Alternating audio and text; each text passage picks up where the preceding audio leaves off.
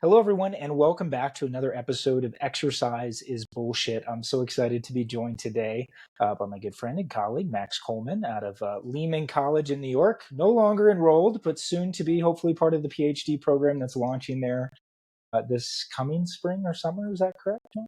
That's the plan. Either the spring or fall of 2025 is the goal. Gotcha. So in like 3 more years, you'll be Dr. Coleman, and we all can't wait. Well, Max has been a previous guest on the show. We're super excited to have him back. But why don't you give us sort of a quick rundown since it's been a while, Max? Who are you? What do you do? What are you currently doing for work these days? All that kind of stuff. Yeah, so my name is Max Coleman. So nice to meet all of you. I have been interested in exercise since I was about 12 years old. And I think I've told this story a billion times and maybe even on this podcast. But I saw the Wolverine movie. I was like, I want to look like that. What do I do? Got really interested in fitness. Kind of fell in love with it immediately. And then Have you seen Deadpool? I have. Nice. I've seen the new Deadpool. He still looks and pretty good. Hugh Jackman is still the goal as far as physiques are concerned.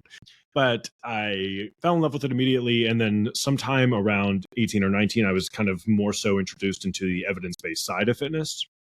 And then from there, it just immediately became more of a vocation than a hobby. And then studied that in my undergrad and then had the unbelievable luck of being able to study under Dr. Schoenfeld through my master's program, which I just wrapped up about a year ago and some change, about 13 months ago. And now I'm just doing stuff like this as far as science communication is concerned. I have my own Instagram that I'm starting to put content out on, and then still involved in research to a certain extent, not as much as I would like, but still get to dip my toes in that area. And then mostly online coaching and in-person personal training. Nice. And when you say online coaching, what does that look like for you? Because our listeners might know that I do online virtual one-on-one coaching. Are you more like a typical online, you're creating a program for someone and then they're kind of checking in with you throughout the course of the week, or what does that look like? Yeah, so that's definitely something that I offer and something that I do. But I also do one-on-one like FaceTime or Zoom calls where we're actually lifting and I'm kind of there like walking you through the workout while we're doing it. So Great. I do both. I love that. And I enjoy both, obviously, but just depends on what the client is. That's awesome. Well, this is totally off topic, but we should talk about that more because that's what we do. And I'd love to set up a workout with you and see what it's like. Let's also plug your Instagram here because it's great. You do lots of kind of research reviews while also cooking. It's one of my favorite things that pop up on Instagram. And it's sort of, maybe you got the idea from somebody else, but I've not seen anybody else do like, I'm going to make delicious donuts or chocolate, mousse cake, while also talking about some exercise science study. What was sort of the impetus for that, and how long have you been doing that? Maybe tell people where to learn. Yeah, so I'm Coleman et al. On Instagram, so coleman.et.al, just a little play on words. If you're involved in the evidence-based research side, et al. Just means and others and colleagues, so it's basically just Coleman et al. Yeah. So it's actually, I got the idea for the name because I was listening to Eric Trexler talk about either my drop set study or my deload study. I can't remember, but he basically said Coleman et al. And I was like, dang, I really like the way that rolls off the tongue. So that's where I got the name from. As far as the idea for how to do the content, it didn't come from anywhere specific. I've loved cooking since I was a very young child. So I got into cooking very young and I got into lifting very young as well. And it was kind of just a really easy means to merge those two hobbies into one thing. I also love cooking content and fitness content, obviously. And it was kind of like a really seamless way of mixing those two together. And the only reason I went with cooking is because, one, it's like the only thing I know how to do outside of lifting and talking. But it was kind of the impetus to start it was more so it's glorified Subway Surfer or glorified like carpet cleaning. You see those reels and TikToks or whatever that the top half of the screen is someone talking and the bottom half of the screen is someone playing some very mesmerizing video game. And I didn't want to do that because it just seemed a little, I don't know, maybe that's just a pretentious way of looking at it, but it seemed a little bit simple. So I figured if I have something in the background keeping people's attention, I might as well make it something that I also love, like cooking, for instance. Yeah, I mean, I love it. It's super interesting. They're not super long videos. Everything you make looks delicious. So I'm not sure how they fit into your calorie goals sometimes though, because you're not always making like healthy low Almost sugar never, stuff. in fact. Yeah, I don't think my Instagram has ever seen me cook anything that wasn't like incredibly hyper palatable, high sugar, high Yeah, fat foods. it's definitely not keto friendly for sure. Definitely not. No, but it's good stuff, man. It's another way to just kind of differentiate yourself. And then for our listeners who may recognize Max, silky smooth voice, he also did a podcast with us on drop sets and deloads. If you haven't heard that one, I would highly recommend it. That was based on some of his master's research. Really, really interesting stuff. So before we dive a little into, got a bunch of different topics today, things I want to cover. But as always, I kind of like this idea of what have you changed your mind on? So to me, the reason this podcast is called Exercise is Bullshit is there's just so much misinformation out there. There's so many things that it's easy to sort of want to die on this hill of different dogmas, and nutrition's a perfect one, right? Like you see, oh my God, sugar's the devil, it's demonized. And somebody might scroll past your content because they go, Gary Taubes or, Gary Brecka or one of the Garys told me that I shouldn't eat sugar ever because it's going to kill me. And they just get completely locked into that dogma. And it's so easy, and it really pays in our industry. Like people make a living off of sort of vilifying foods, vilifying types of exercises in general. Fear mongering. Yep. Snake oil salesman, insert all your other mean things you want to say about stuff there. But what is something that you've personally changed your mind on? And again, I think this is so important that as an exercise scientist, you're open to change and realizing that a lot of the things you used to think are actually pretty dumb. For sure. And as more evidence comes out, it's going to behoove you to and I think Brad does a fantastic job of this. Dr. Schoenfeld is somebody I really respect in the industry because he's made such drastic changes in sort of his thoughts. So what are one or a few things that you've kind of changed your mind on in the last few years? Yeah. So one, I just want to touch on this. The cooking like very like quote unquote unhealthy things on my Instagram is part of the message of my Instagram, which is like this whole game of fitness and longevity is about balance. And you can have these really sweet, delicious desserts and meals without it completely wrecking your health and your lifestyle, right? That's like the whole impetus for making these like quote unquote unhealthy things, right? So I just wanted to touch on that because you did mention that. I think it's a really good point. But as far as things I've changed my mind on, I don't know if I can say that this is something I changed my mind on, because this is something that I have been speaking about for several months now and almost a year now, is that people are pretty sold on this whole length and partial thing.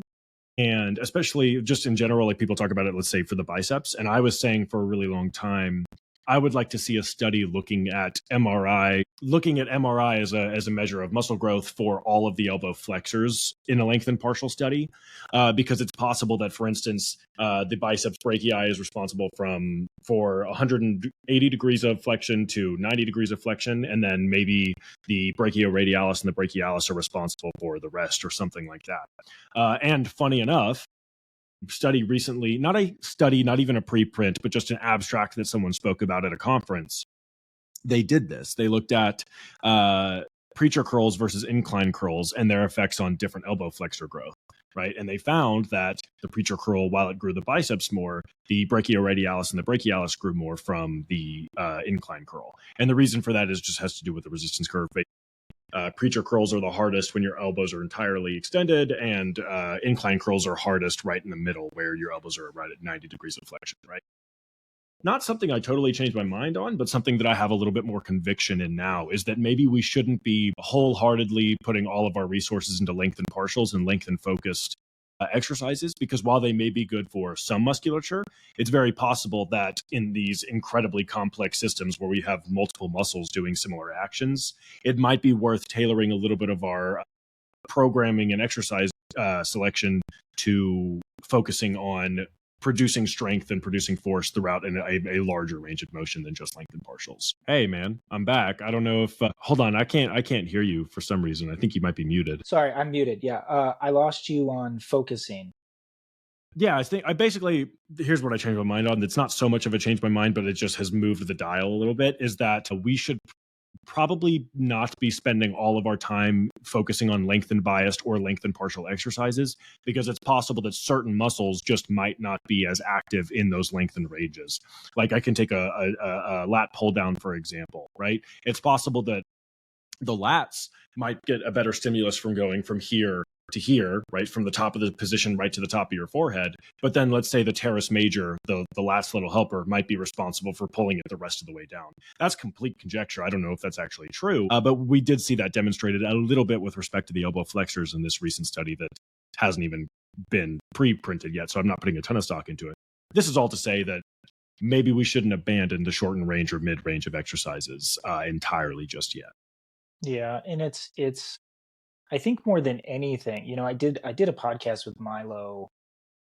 For those of you who don't know, Milo Wolf was kind of one of the, I guess, the original. This has probably been like 2 years now, would you say, Max, where length and partials have kind of been like the talk of the town, bell of the ball, Yeah, I so think to that speak. length and biased exercise and length and partials, yeah, for sure. Yeah, so when Milo was getting his PhD from Solent University out in the UK, his focus was on length and biased, length and partial exercises, and it was really promising. And I think with anything else, with everything else in this industry, when we see anything that's like, oh my God, this could be that 1% for exercise science nerds like you and I, it's really hard. And I'm still like, I know better at this point in my life than to want to jump on the train. But it's like, I hear something new and I'm like, oh shit, I should try that. Maybe that's why I don't look like Arnold Schwarzenegger yet, which it's not. It is definitely not. Or I don't look like Hugh Jackman yet. But I loved incorporating some of this stuff, and I still use length and partials in,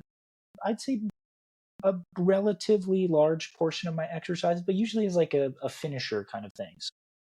If I can't complete the full range of motion anymore, instead of doing a heavy static contraction or something like that at the end, if I wanted to get a little more stimulus, I'll do some length and partial range of motion reps, and it's just a good way to feel a little more pump at the end. But I think probably in the last 6 to 9 months, I've sort of realized, like, even if this is better is such a small infinitesimal amount compared to consistency that I just don't think it really makes that much of a difference, which is kind of the annoying part of being in exercise science, is that it really just comes down to consistency and working hard.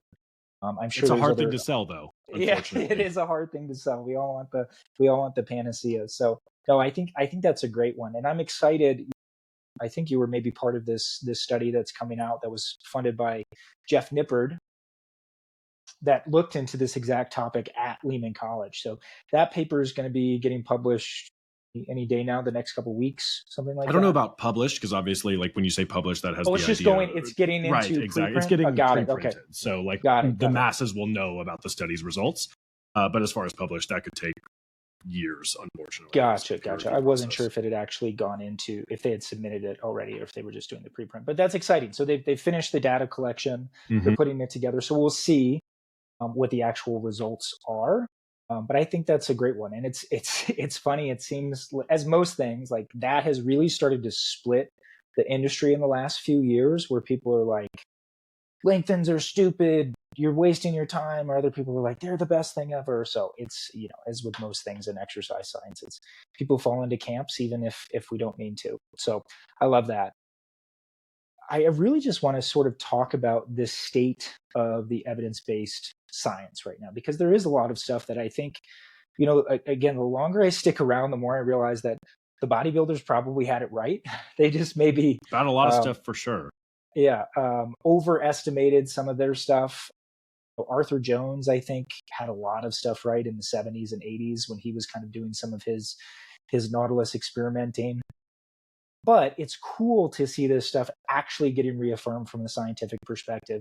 And the longer I've been a practitioner, and I think you'll find this too, Max, as you start continuing to work with more and more clients and people in the real world, is that experience is invaluable, right? Like, we have to have scientifically validated information to actually be able to authentically say, like, this is what works because of this is what the evidence points to. But you learn very quickly what works and what doesn't work when you're working with real people, especially, like, I'm assuming that most of your clients are like normal people. They're not bodybuilders. For sure. And they're not. Yeah. I don't have any like competitive athletes as clients or anything. Yeah. So Gen Pop, I think, is probably the best place to really find out, like, what works from an exercise science perspective. But again, it's really cool to see what's actually happening in the literature that's kind of reinforcing some of these things we already know. So you talk about a lot of stuff in your cooking show, your cooking videos. It a cooking show. Yeah. It can be a cooking show. So I thought we could look at a few of the recent studies that have come out, some meta-analyses that I've really liked, and just sort of topics that are kind of on my mind. So a few different things I wanted to ask you about today was supersets. Obviously, some of your colleagues, I think it was Ryan Burke that put together this study recently on supersets. He was also part of hand or palm cooling and sole cooling and hypertrophy. I'd like to talk a little bit about rest periods for hypertrophy, because there's obviously been a back and forth kind of in the rest period realm as far as what's the most effective for building strength and hypertrophy. Minimum dose, obviously our friend Dr. Minimum Dose trademark is got his PhD in that, but I've been seeing some volume research too that's kind of really extending the gap of what is the minimum effective dose versus what is maybe the maximum tolerable dose. So I'd love to get your thoughts on that. And finally, I'd like to talk a little bit about long range partials and kind of what your thoughts are as far as what the research is really pointing to. So I want to make it clear that we're not going to go super deep on any individual topic, but I'd like to hear your thoughts on all of them. And then if anybody's listening is looking for citations, if you know them off the top of your head, or maybe some of the researchers that are involved, obviously feel free to reference them. But, be as cautious as you want or as wild as you want. Just know that this is going to be on the internet for forever. Perfect. No pressure at all then. No pressure. Let's start off with supersets. So just big picture, what are they? Give me some of the different types, and just give us a little bit of a sort of a broad picture of what superset training might look like. Yeah, of course. So I think that a lot of people have this idea of what supersets are. And usually what they think of is what's most commonly studied, or which only what's been studied aside from one other particular study. I'll get to that in a second, which is antagonist, agonist supersets. Basically just you do a pull up and you superset that with a push press or something like that, or a row with a bench press, or a leg extension with a leg curl, right? However, there are a ton of different types of supersets you can do, for instance, or at least 3 categories off the top of my head, which are, of course, the agonist antagonist, where you're doing opposing muscle groups. And then there's just straight up non-interfering supersets, where you're just doing, like, let's say, a leg press into an incline curl or something like that. I actually saw Eric Helms post that on his story yesterday. And then the third variation is just a pre-exhaust superset, where you would do something like a chest fly right into a bench press or something like that, right? I think those are all great, theoretically. The only one that we really have research on, aside from one study that was recently done, which didn't even really count as a pre-exhaust study, but we'll get to that later, is antagonist agonist supersets, right? And for a while, all we had was acute data looking at the effects on performance. So like, how many reps were they getting at a particular load when doing something traditionally, where you're doing an exercise and resting for a few minutes and then doing it again, or doing so with supersets, where you do an exercise, do an opposing exercise, rest, and then repeat.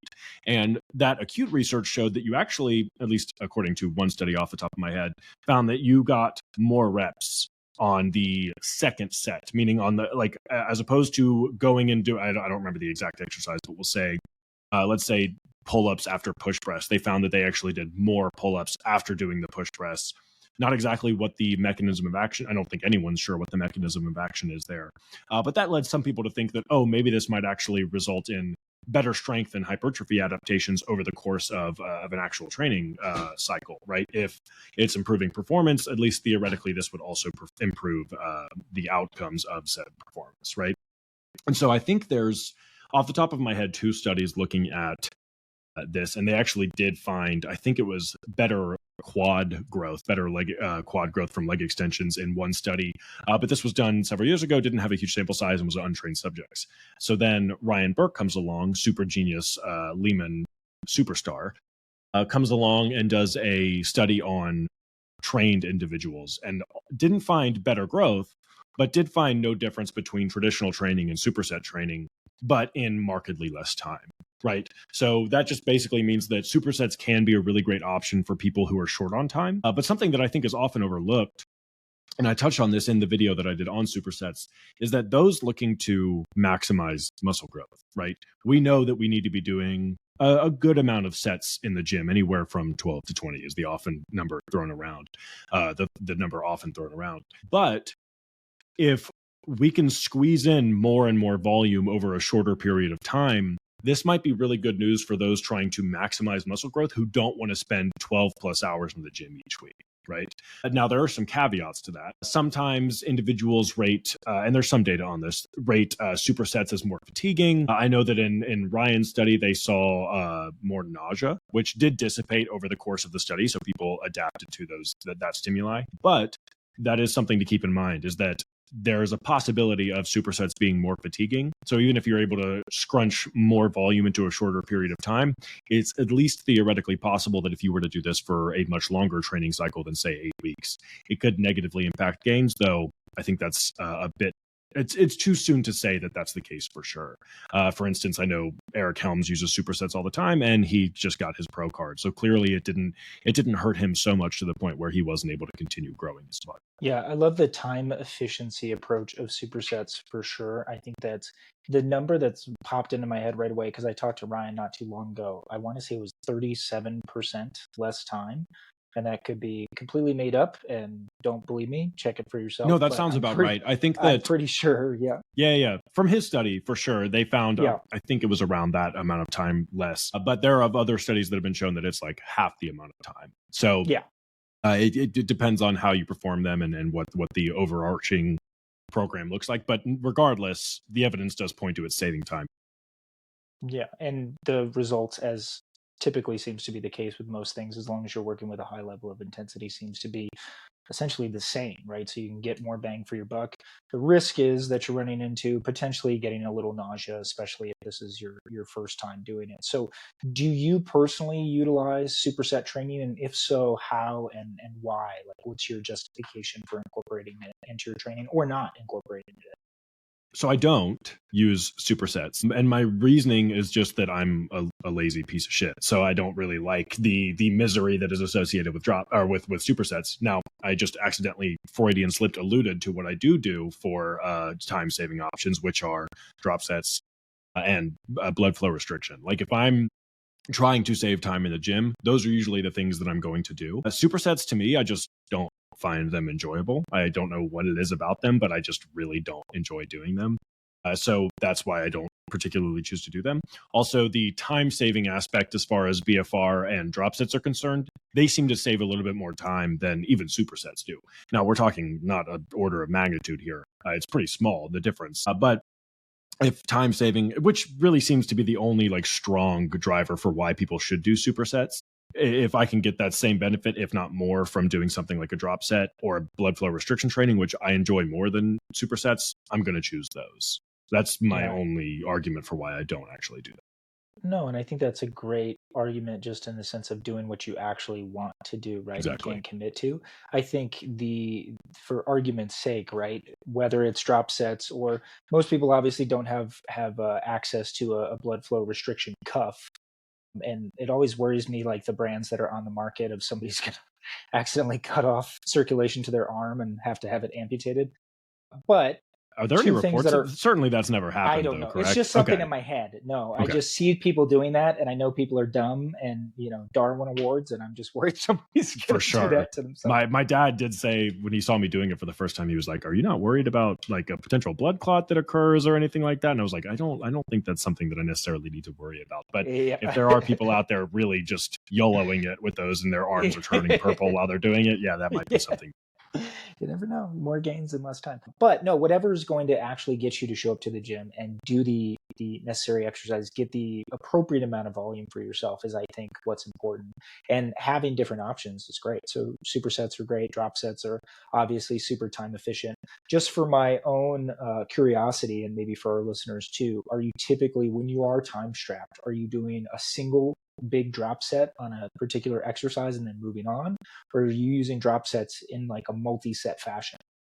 So I used to do it in a multi-set fashion where I would do like 3 sets of drop sets with just 2. So I'd basically do an exercise, drop it, rest, exercise, drop it, rest. But now I do it, now that I'm not 16 anymore and not training, like I don't have all the time in the world to train. I do 1 large drop set. And the data on drop sets is incredibly mixed. Well, all the findings are almost always that you get the same or if not actually better results from drop sets.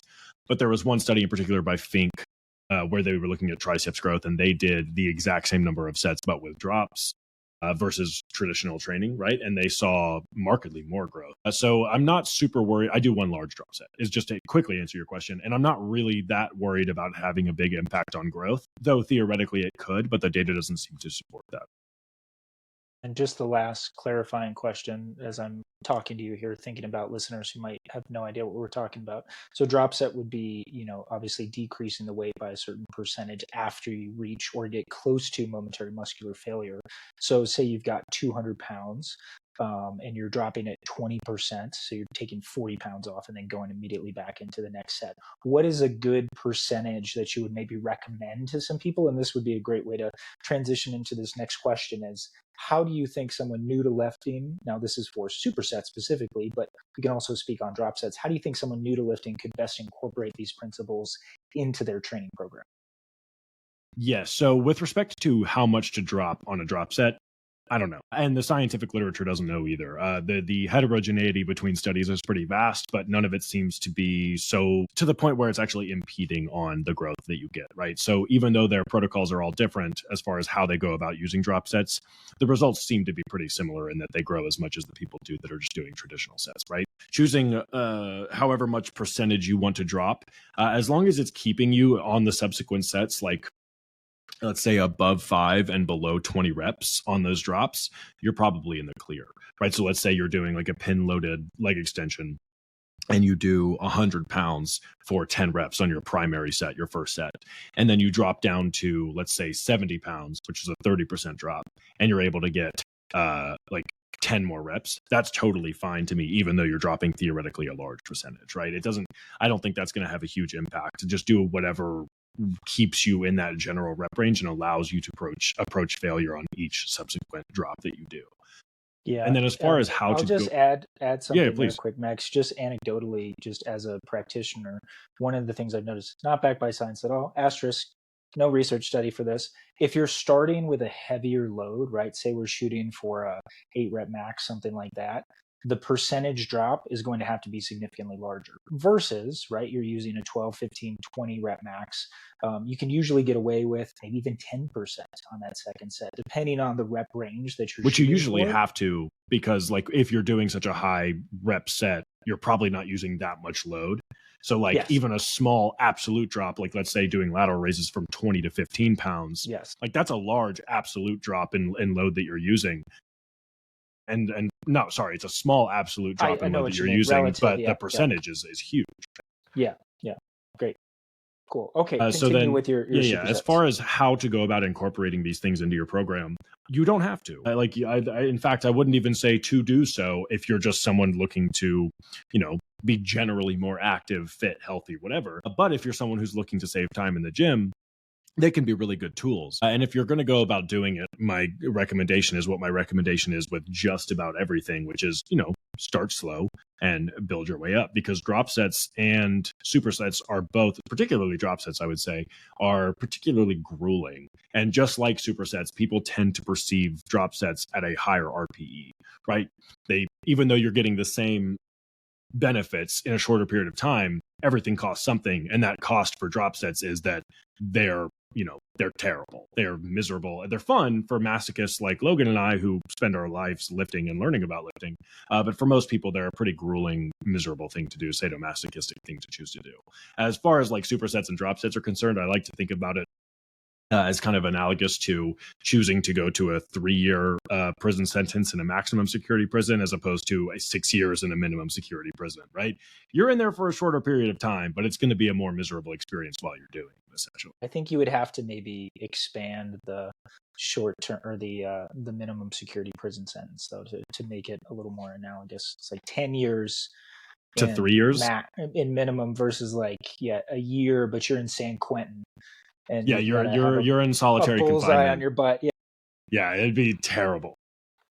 Awesome. Okay, so next one here that I want to hop into is palm versus foot cooling, or I guess it's the sole, right? Not your foot, the sole of your foot cooling, and its effects on hypertrophy and strength. So this was another study, sort of spearheaded. I think it was part of Ryan Burke's master. This is just turning into the Ryan Burke is awesome hour, so I'm cool with it. I will spend as much time as I can praising Ryan Burke's singing Ryan Burke's praise. So this is not something that I can speak super confidently on because it's not literature that I've delved super deep into by any means. In fact, embarrassing to say, I haven't read Ryan's narrative review since he wrote it as he did it as a project for Lehman's master's program, and I haven't even read the published version yet. I read his original version that before it got published, but I haven't been able to read it, and it sucks because I was on the plane the other day and I chose to read a different article instead of that one. And now I feel like I goofed up by not doing so. But basically, there was a study done that I haven't even read this one, so take this, whatever I say here, with a grain of salt. That basically found that palm cooling had effects that were comparable, if not greater than the effects that you would get from using steroids. And I think it was just strictly looking at performance. It didn't necessarily look at actual results on that. But again, I would need to G-check myself on that before saying so confidently. Yeah, if I remember correctly from talking to Ryan, this was all sort of stimulated by Andrew Huberman podcast. He had somebody on there that was talking about this particular study that you're referencing, where it was, yes, the effects of the outcomes in the study were similar, if not better, than like anabolic steroids. Right. And I don't know if those effects were longitudinal effects, meaning like the muscle growth and muscular strength increases that they saw, or if it was a performance-based thing. I think it was pull-ups, if I remember. Yeah, I think it was like pull-ups. They did like some inordinate number of pull-ups after palm cooling versus not. And I just spoke with Ryan about this a couple of days ago because I saw someone on Instagram singing the praise of palm cooling, and I sent it to him as like a, hey, LOL, check this out. And he was like, dude, there are so many, I'm just quoting him at this point, but he was like, there are so many limitations and issues and non-replicability issues with that study. And no one seems to talk about those. They just talk about this one study looking at palm cooling and how it had these outlier level of effects that probably don't actually pan out. Exercise scientist on Instagram likes to do. Precisely. We spend our time just and run with it. Exactly. We call them social media PhDs. Love it. Okay, so we've got a general idea. Talk to me a little bit about what is the actual, not the mechanism, I'm sorry. What are they doing in these studies typically? What is palm cooling and sole cooling, and how are they sort of building these studies? If you're familiar with sort of the outline of some of them, of how they're trying to measure the differences versus palm cooling versus not.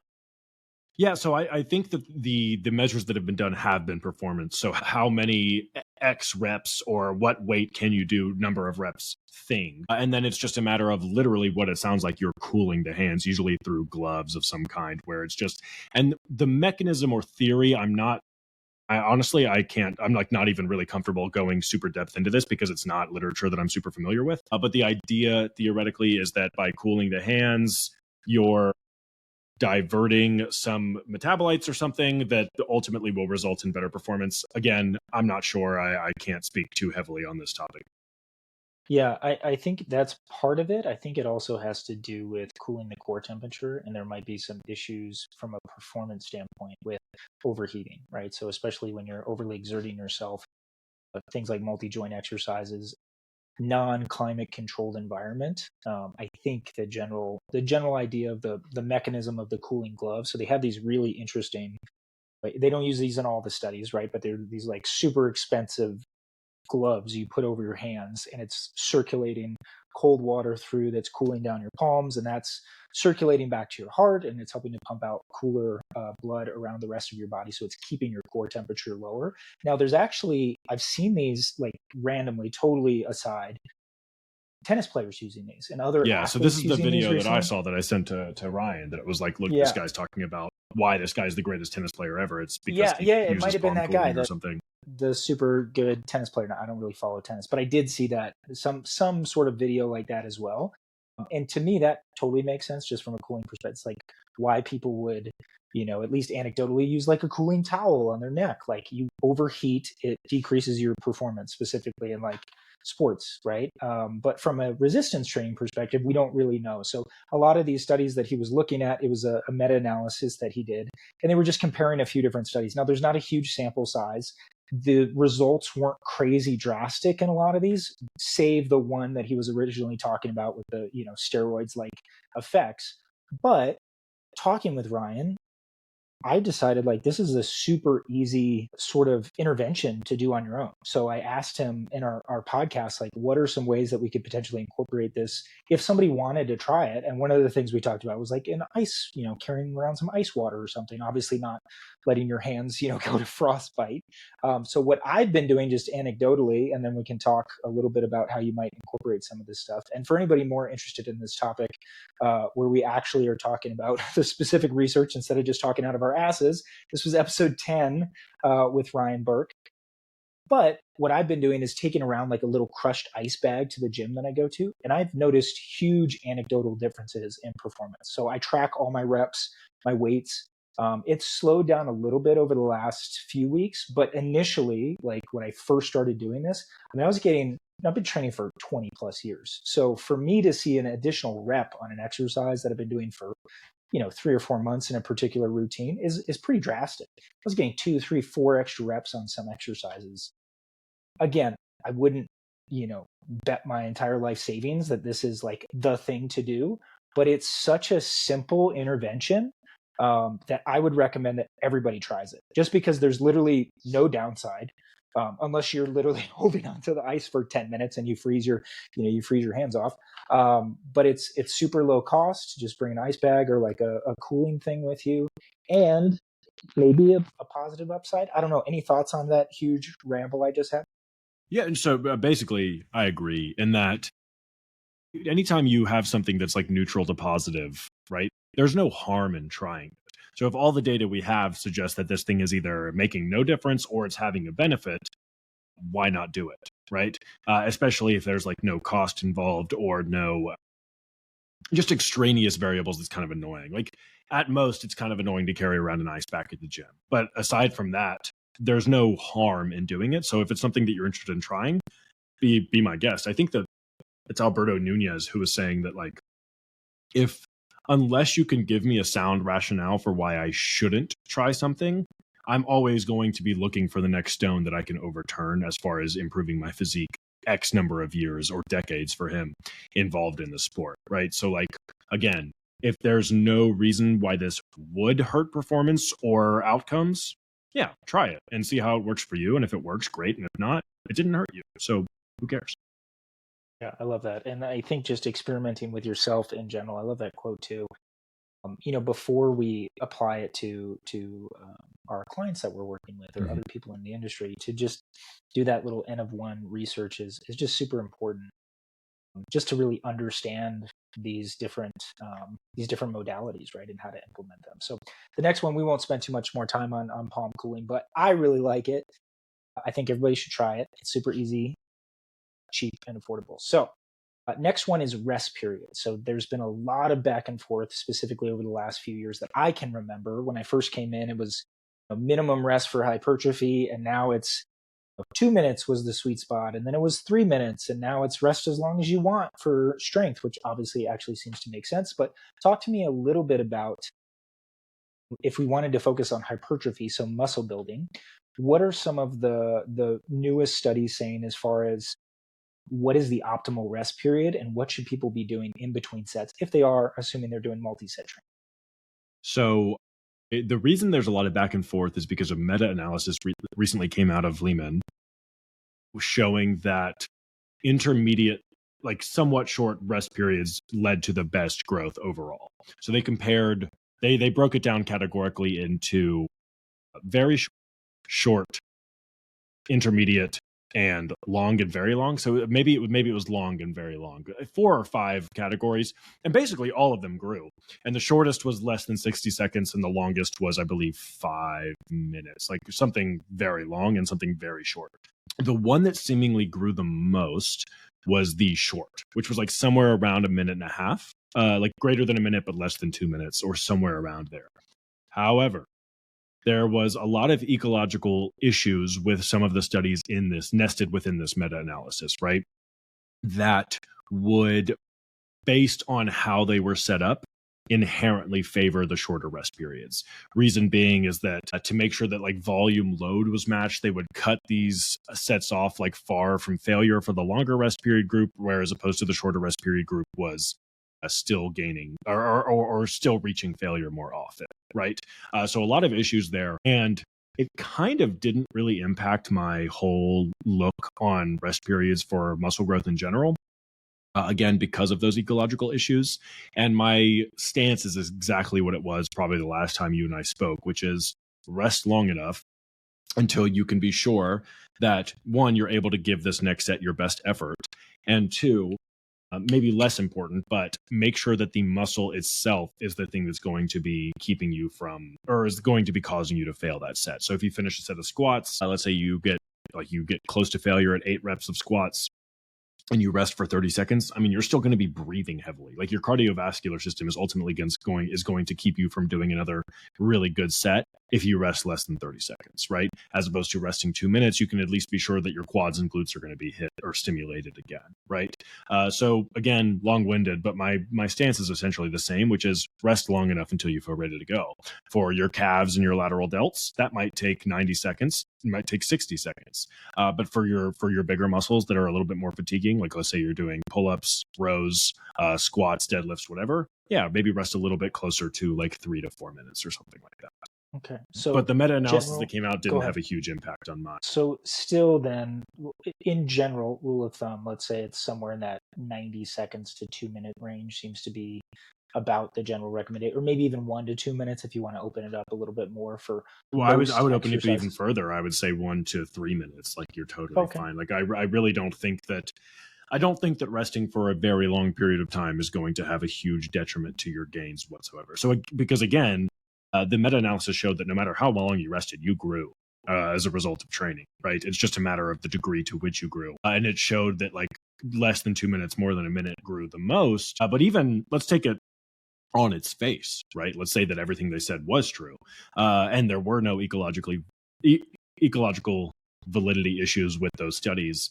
There's still the magnitude of difference between the largest and least amount of growth was very small. So those that were resting less than 60 seconds didn't grow that much less than those that were growing the most in the 1 to 2 minute range, right? So even if it's just more convenient for you to rest longer or shorter, it's not going to have this huge impact on how much you're able to grow from an exercise routine.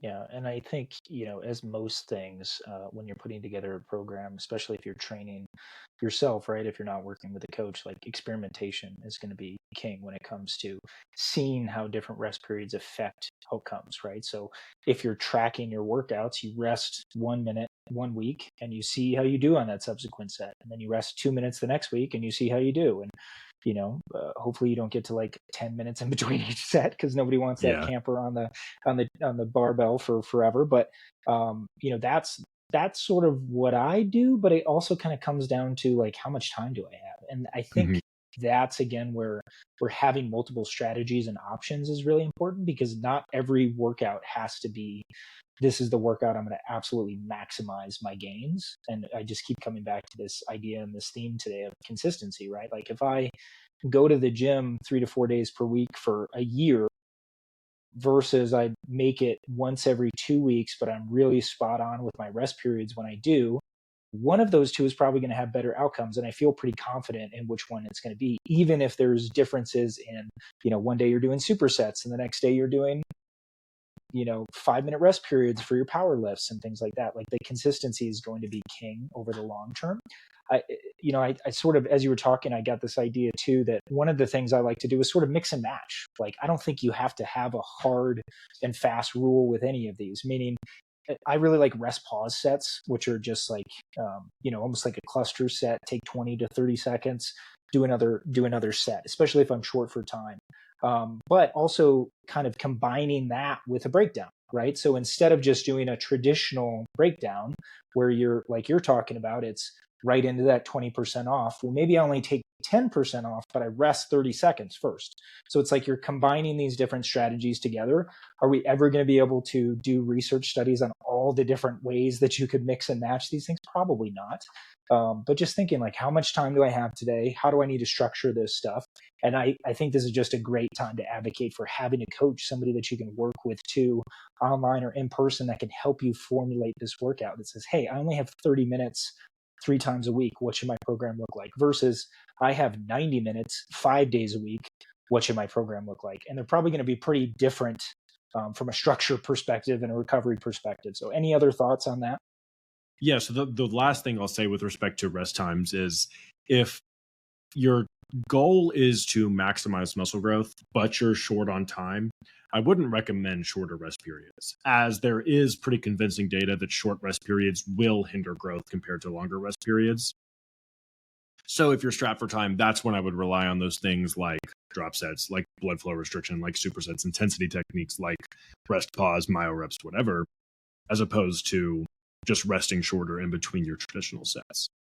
Yeah, no, that's a great add-on point there. So the next thing I wanted to ask you about, Max, was minimal dose or minimal volume versus the maximum volume. So kind of this volume continuum, if you will.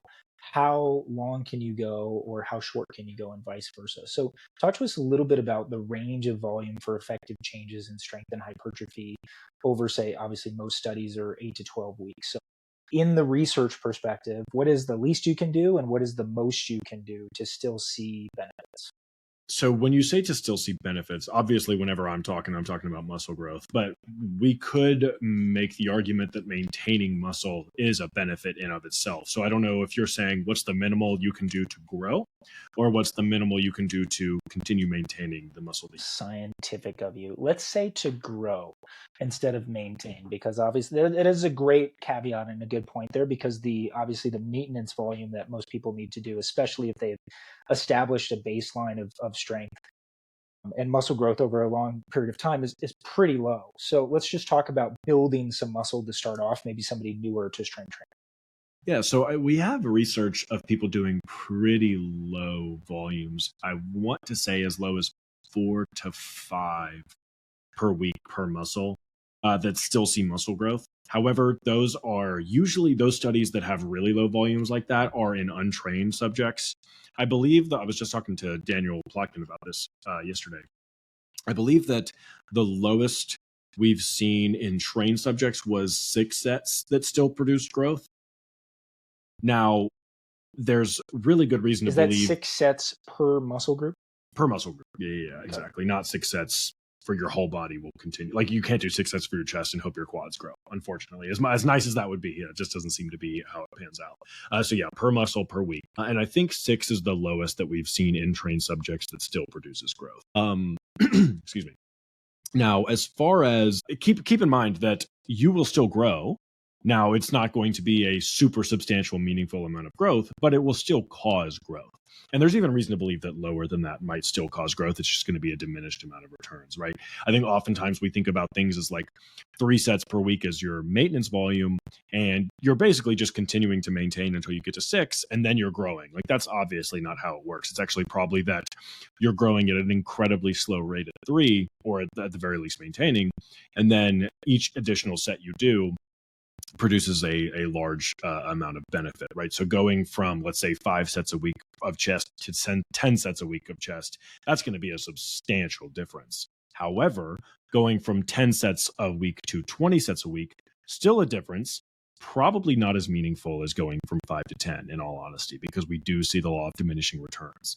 Now, that being said, I'm not saying to not do 20 sets a week, because we, as far as maximal adaptable volume that we have, the famous Enos 52 set study where they grew more doing 52 sets a week. Now, full disclosure, they weren't doing 52 sets a week for the entire program. They worked their way up to that. But we don't know about a maximum recoverable volume or a maximum adaptable volume by any means. We haven't seen, as far as I'm aware, there's no research to suggest that there's an amount of volume that will ultimately result in the downward trend of that inverted U curve that people are always referring to with muscle, right? So people always say that you do a little bit of volume, you get a little bit of growth, you do more, and then eventually it goes down. You start doing so much that you're actually hindering progress. We've never seen that portion of the curve before, and I think that's an important thing to point out. Possibly because of just the nature of research studies too, and just the time restriction, meaning like in that 52 sets for the quad study, which I think was a combination of like leg extensions, squats, and was it leg press? Leg press. Yeah. Say they continued that trend and they made it up to, it was, I think, 8 or 12 weeks, as most research studies are, say they go to the full 52 weeks, do you think that well, one, from a time perspective, it's not probably realistic, but say they stayed at 52 sets per week, what does your gut tell you as far as, you know, could they sustain that? And maybe it's just they could sustain it because they would have so little time to actually contribute to other muscles that they wouldn't see the whole systemic fatigue. So it's really just ends up being like 52 total sets a week, which on the volume perspective isn't that high. Especially if you're shooting for 20 sets per muscle group by comparison. What do you think as far as like really high levels of volume per specific muscles long term? What is the research kind of point to in your mind? I can't say confidently if that study had increased in time that they would have seen a diminishing in a diminishment of those benefits from training at high volumes, right?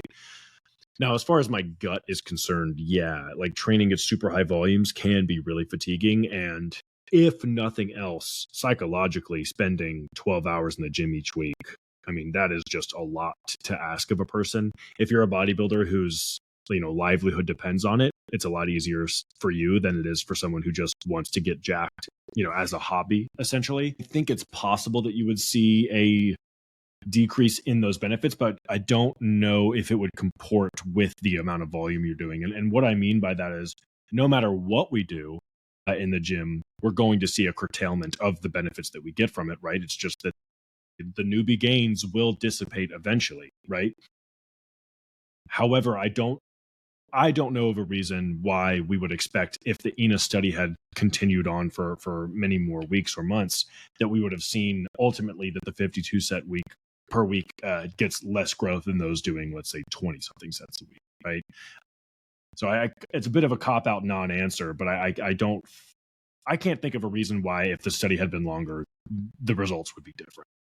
Yeah, I mean, the only real, like, if I'm doing a thought experiment on it, the reason why it wouldn't make sense long term is exactly that. Like, these people were not doing, if I remember correctly, anything else.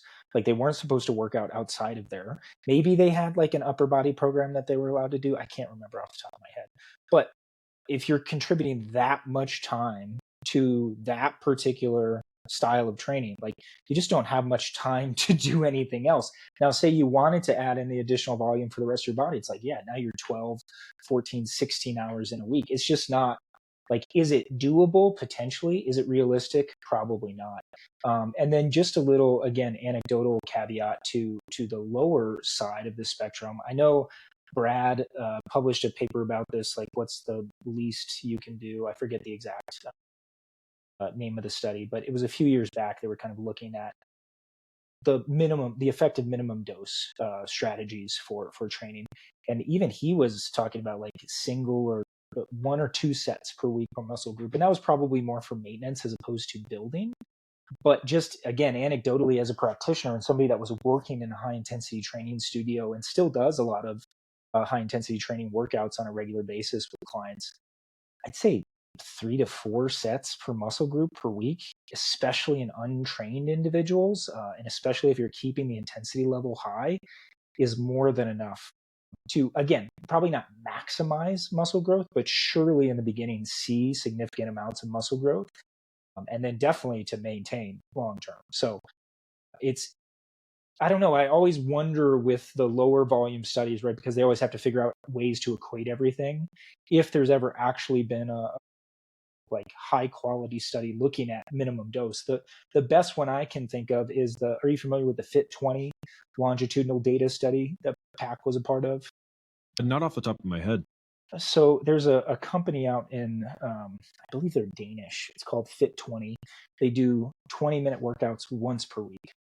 So it's a super slow, high intensity training modality. They do 5 or 7 exercises, and they tracked strength increases in clients. It was something like 15,000 clients over the course of 5 years. So really interesting data set, longitudinal data set. And obviously everybody, had that point of diminishing returns, but there was very few like decreases in strength. So you saw precipitous increases over the, first 12 to 18 months.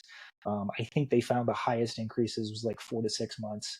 and then just basically maintenance from there. So arguably, could you have seen way better improvements in strength and hypertrophy in those groups? Yeah, probably, if they were doing more.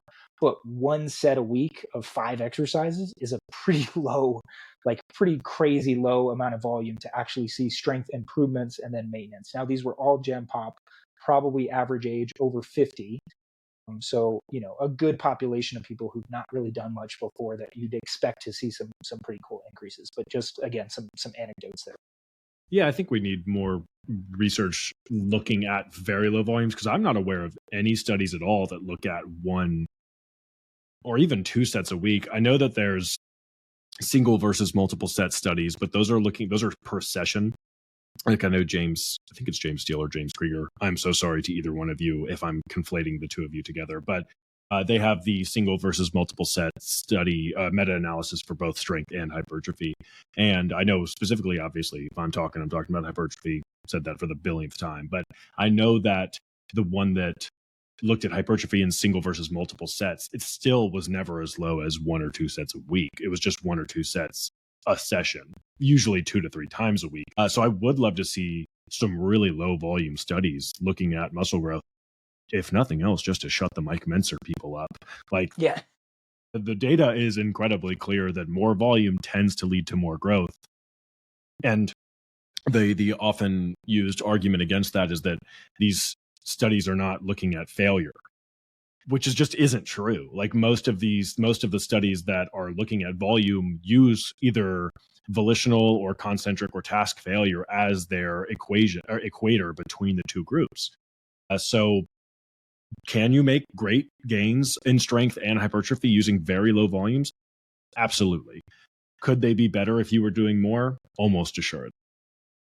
Yeah, and I like Mentzer's work, and I'm a fan of his, but I'm obviously not in that super low volume camp anymore. But there's obviously, let's call them confounding variables when we look at the physiques of those guys.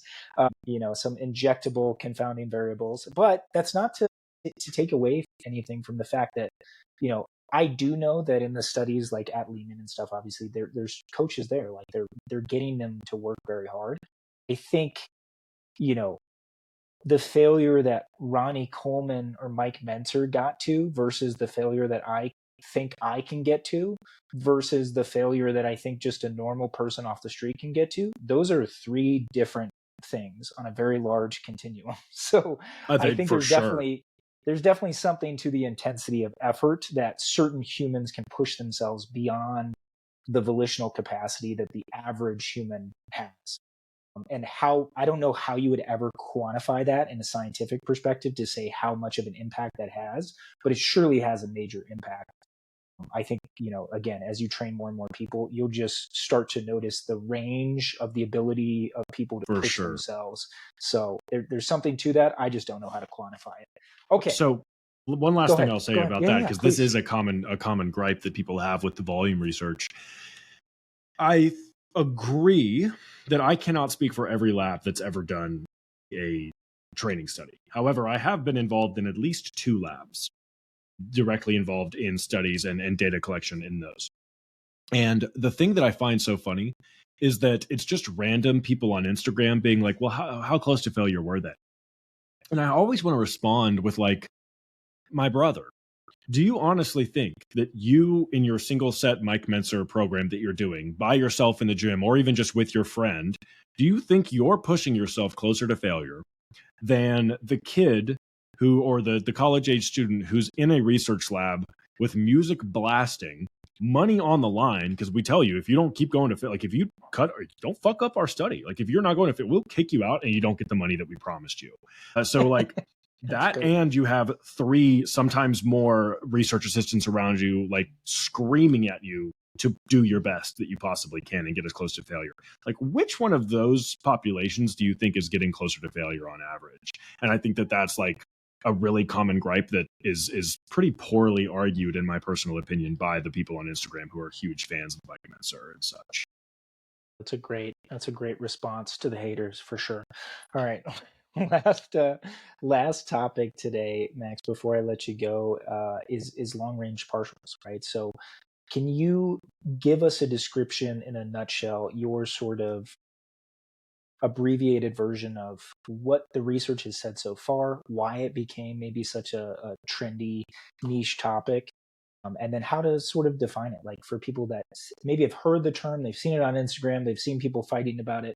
What is it according to Max Coleman? Go. Yeah, so lengthened partials are just performing an exercise within the first third to second third. So usually performing the first half of a repetition in which the muscle is in the most lengthened position. So let's say for a pull-up, that would be going from a dead hang and pulling to about hairline level, depending on if you have a good hairline or not. So like around eye level, right? As opposed to pulling all the way to your like clavicle or to your chest, right? As on the other hand, like just looking at the opposite of that, a squat would be the bottom position. So where you're in the very bottom of the squat, standing up to where you're like halfway standing and then going back down. Those would be examples of lengthened partials, right? The reason that they've seen such a big uptick in popularity recently is because we have about 4 studies, 5 depending on how you qualify one of them, but let's just say 4 for right now.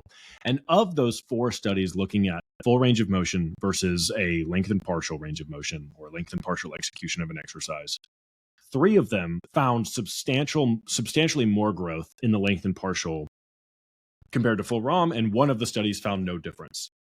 And the one study that found no difference was a very strange study. They were doing like explosive concentric only exercises, and the lengthened partial group was doing like 1/10 of the range of motion as opposed to like the first half, right? And they still found no difference in growth between those two, right? So 3 of the 4 studies done show substantially more growth. 1 shows no difference. So we get back to the whole neutral to positive thing. So if it's not hurting you, and it seemingly is having a benefit, why would we not do it, right? And if that were all we had, that would still be a bit of a premature thing, right? However, we have a lot of studies showing that the lengthened portion of an exercise or placing a muscle under stretch, under load, is very beneficial for growth, right? So for instance, we have this new leg extension study by Coach Jan. Shout out. One of the nicest, most intelligent people in the entire industry. And I butchered his name and I apologize. Coach John Stien. I'm sorry, I don't know how to say it, bro. But where you're leaning back in. What'd you say? You're just making it worse at this point. I am. I'm sorry. But the leaning back on the leg extension, thus placing the rectus femoris in a more lengthened position, or the leaning forward on a hamstring curl, thus placing a lot of the hamstring muscles into a larger range of motion, or the seated versus lying hamstring curl study, where the muscles by which were placed under more stretch grew more. So, like in the lying hamstring curl position, individuals grew more of their, I believe it was the sartorius and gracilis, and those that were in the seated hamstring curl position grew the semitendinosus, semimembranosus muscles more, right? And then you also have the overhead tricep extension study. You have the just weighted stretching studies that we have. We have the interset stretch study that we did at Lehman. There is a lot of research other than the lengthened partial studies pointing towards the stretch portion of an exercise being incredibly beneficial for muscle growth, right? So I think that's why we've seen such a big towards lengthened bias exercises or just lengthened partials in general, right? Now, again, alluding to what I talked about earlier, there are probably muscles that are more active at different ranges of motion for an exercise. So for instance, your brachialis and brachioradialis might be more active and thus might grow more if you do like even a shortened partial, theoretically, right? Because they seem to grow more in exercises that challenge them in the mid-range of an elbow flexion exercise, right? So I think that while a lot of our training probably should bias towards lengthened position for most muscles, it still would be a good idea to keep some exercises in that you do train through a full range of motion. I'm not sure if that answered. I think you threw a lot of questions at me. I don't know if that answered all of them, but I'm happy to expound further if I need to. No, that was great. I think the research in the stretch-mediated hypertrophy area are super interesting too. And I think these two topics, I know I've been like guilty of conflating the two as well, thinking that it's the same mechanistic driver that could be potentially doing both. Talk to me a little bit more about some of the stretch-mediated hypertrophy studies and why that's maybe a little bit different than some of the lengthened partial studies, just from like a I guess from an execution perspective, I'm particularly thinking of that miserable like calf stretching study and how Yep, that's all the very Warnicke different than like, studies. yeah. So talk to me a little bit about why those things are not really the same. So I can't touch on this too much just because it's not my area of expertise, and mechanistic hypertrophy is not something that I'm super well versed on. There I are a guess lot not the that mechanisms, Max. I just mean like the difference for people who may be conflating the two, like what you're looking at when we're talking about stretch mediated hypertrophy versus what we're looking at when we're talking about length and partial range of motion yeah. exercises, if that Yeah, makes yeah. sense. So for example, like lengthened partial literally just means performing the first half of an exercise in which the muscle is the most lengthened, right? That's all it means. And oftentimes people do conflate the two. And it is possible that very similar mechanisms are happening that lead to growth. Like for instance, it might be something to do with the titin filament that has to do with why you're growing, both in lengthened partial studies and in stretch mediated hypertrophy studies. So I believe, and correct me if I'm wrong, people in the comments, that stretch mediated hypertrophy is just that hypertrophy that we're seeing solely from stretching a muscle under load, or not even necessarily under load, just stretching a muscle. Like for instance, what Logan was just alluding to. There's these studies by Dr. Warnicke, or actually I think soon to be Dr. Warnicke, in which they just have individuals stretch their calves in this like particular orthotic at like an 8 out of 10 pain scale for an hour a day. And they saw substantial amounts of muscle growth from it. We also have this in animal models. There's this famous weighted wing study in birds where they actually saw insane muscle growth in the muscles attaching to their wings just from stretching the muscles attached to their wings, right? As opposed to where you're doing something like a lengthened biased exercise, like for instance, a lat pullover or a pullover like this, though I know that in of itself is also contentious at this point, where you're actually contracting the muscle and producing force in a stretch position under load. That's the only difference I'm aware of between stretch mediated hypertrophy and these lengthened partials or lengthened biased exercises. As far as what's causing growth between them, no idea. No one knows. And if anyone says that they know, they're probably wrong or lying. They're lying. Yep. Okay, so talk to us a little bit about, Jeff Nippard got involved with Lehman. They're trying to get to the bottom of this debate, right? So they put together the first, to my knowledge, like official, or at least really well done structured program with trained lifters. It was trained lifters, right? Yes. Yeah. Comparing traditional full range of motion lifting versus just doing repetitions in that lengthened partial position.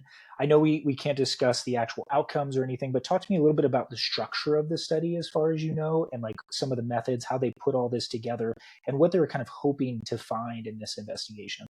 Yeah. So basically, the gripes from those that are anti-lengthened partial, right, which is such a weird group to be in, are that we haven't seen any studies that are looking at lifts in the context of a whole body program. So that was the impetus for this one, and trained subjects, because there's a lot of individuals are saying that fascicle length changes ultimately are what's leading to increases in hypertrophy, and you don't see that in trained individuals. You only see that in untrained individuals. So that was the whole impetus, was just that and I want to clarify that other studies that have been done in lengthened partials have been done very well. They just haven't had those two components that are very important components, right? But every study builds off of its own study. So it's, you don't want to stand on the shoulder of a giant and call yourself tall, essentially. But that was the whole impetus for doing this study, was that we needed them in trained subjects to see if that fascicle length thing panned out. And even if, let's say, that there is no difference between groups, we can't be super confident that that's because of fascicle length changes at all, right? I don't believe that's something that we measured. So we can't be confident that that's the mechanism that was causing the growth in the untrained subjects. But we also needed to see it in the context of a full body program. So instead of just doing, let's say, lengthened partial calf raises versus full range part, we did a bunch of different exercises targeting a bunch of different muscles throughout the body. I'm hoping that answers your question.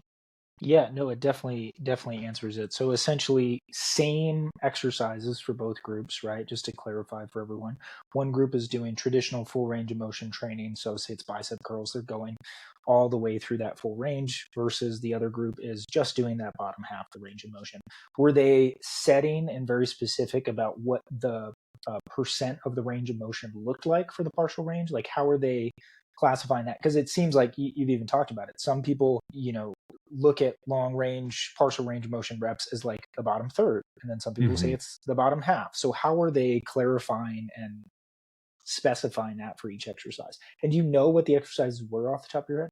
Not off the top of my head, unfortunately. I wasn't able to help with data collection. I helped with creating the methods and with and I barely got to even help with like revising the manuscript, but it's just because they had a group of people much smarter than me helping with that. So not sure as the specific exercises, but the way in which the range of motion was measured was via eye. So like, yes, it was just looking at the participants. And of course there's possible discrepancies, but they did the best they could with respect to standardizing the actual range of motion that they were doing, right? Because before range of motion, it's easy.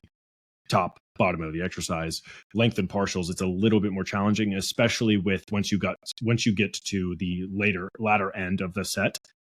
For instance, I have clients do length and partials, especially on like, let's say the overhead press, just because it's easy to see on camera. I have them push to like just above their head, and then eventually they're only able to push to their nose, and you have to cut the set off at some point, right? And they did standardize it for the study, and I believe it was within subject too, which is a really good, really helps power the study because it makes it much easier to draw conclusions if it's the same person with the same genetics who's getting the same nights of rest before each workout, et cetera, et cetera, et cetera, right?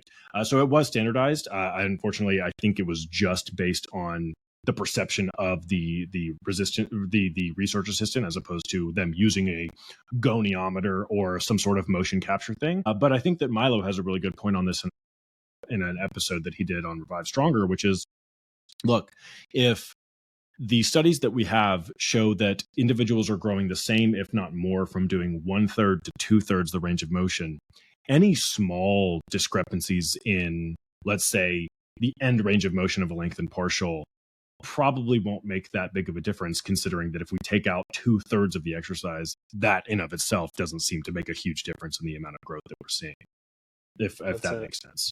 Yeah, for sure. No, that's a fair point.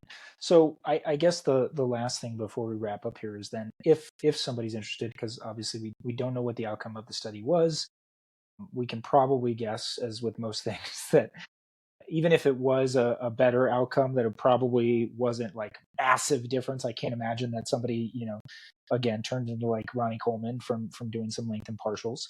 Unfortunately not. If somebody in implementing some of this stuff, what would be some recommendations just as a practitioner of how somebody could start incorporating some of these things, maybe experimenting? Again, I think with that, the cost of entry thing that we've talked about a few times now, cost of entry so low for this, where it's like, if there is some positive adaptations to be had. Well, I mean, there's even benefits to it, right? It takes less time. I know this is something that I never hear people talking about, but like, if you're cutting out half the range of motion, it doesn't take half the time as a traditional set, but it does take less time to produce a similar result. So no, length and partials are not like this huge time-saving thing, but it is just another benefit of length and partials is that it does take a little bit less time than using a full range of motion, right? So yeah, the cost is very low. Length and partial drop set superset while wearing BFR cuffs at the same time. The most efficient. And you get a full set, you get a full body workout in 10 seconds. It's incredible. Yeah, there you go. Yeah, so if someone's looking to try it out, I would say the same thing that I always say, which is, one, prepare for fucking misery, because they're incredibly painful, especially depending on the muscle that you're doing, because you are increasing the hypoxic environment, meaning like there's no rest, and the occlusion that you're getting from the exercise itself is probably greater.